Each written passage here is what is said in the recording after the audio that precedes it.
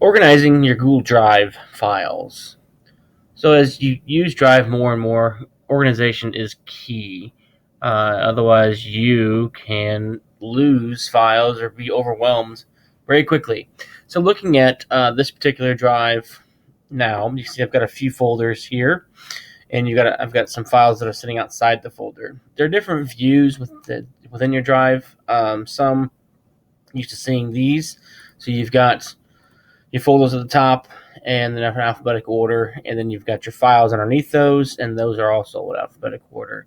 Um, I tend to go with this view just because I like everything down on the list, and it's easy to find in my alphabetized list. Whereas this one, alphabetized, it's going to be alphabetized, but it's in a column or a row by row basis. This one only happens to have one row, so it doesn't look like that. But anyway, so I typically have mine organized this direction, and I try to put everything into a folder just because I like it that way. Quickly and easily click folders by right clicking in your drive, and you can click new folder here. You can also click new here, and there's new folder, and you can click the down arrow here and click new folder. Google does try to overlap and do offer you multiple ways to do the same thing. So creating those folders are rather simple. A lot of folks like to color code their photos. So once you click on a folder, you can right click on it and then change different colors. I don't look for colors, I look for names, so I keep all mine the same. You can see quickly which folders have been shared with somebody else, and because they have the little person inside the folder, and you can also quickly tell who the owner of the folder is sitting over here.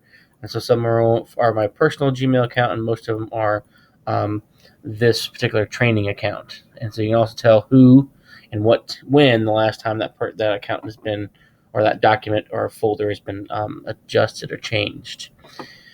The shared with me section of your drive is hard. A lot of folks want to try to delete everything in here, and because you can't really organize it, you can delete it. That's fine. It's hard to keep up with all that deletion, so I just leave mine. And whenever someone shares with me, I try to pull it out of here and put it into my drive as soon as I can. So you see this particular choice board that we're using for this academy is in here. Has been shared with me, and the icon over here says I can move it from somewhere else. It's already in my drive, so I don't have to add it to my drive. But if I were to click on another file, this one, Data Master 6, it's got an icon over here that has a drive symbol with a plus symbol, so I can add it to my drive. So if I really needed that file, I could quickly add it to my drive so I can find it in my drive and not have to go searching for it here.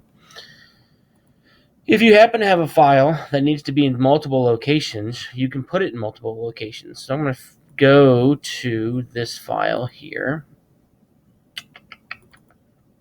Oh, let's see. Nope. Nope. Wax training.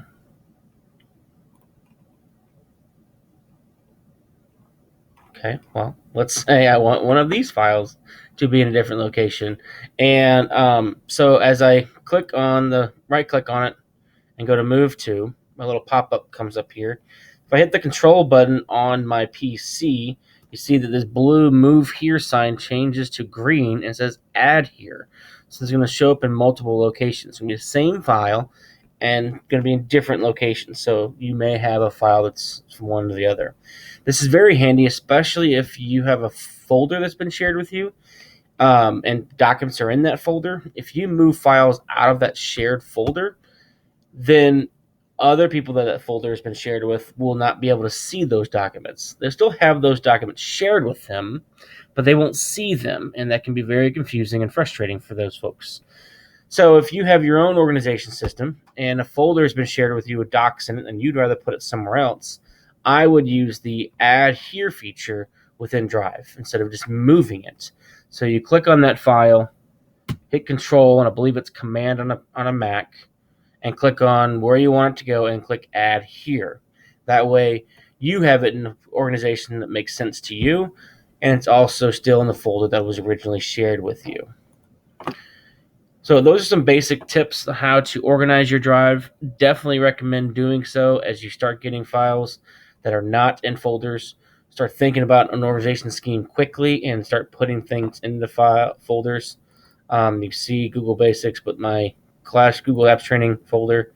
is a little extreme. That will drive me crazy because it's within this folder, but it's a trainer account, so other people use it, so I kind of leave it alone and just deal with it. So anyway, Google Tools apps are organizing your drive. So hopefully it's helpful.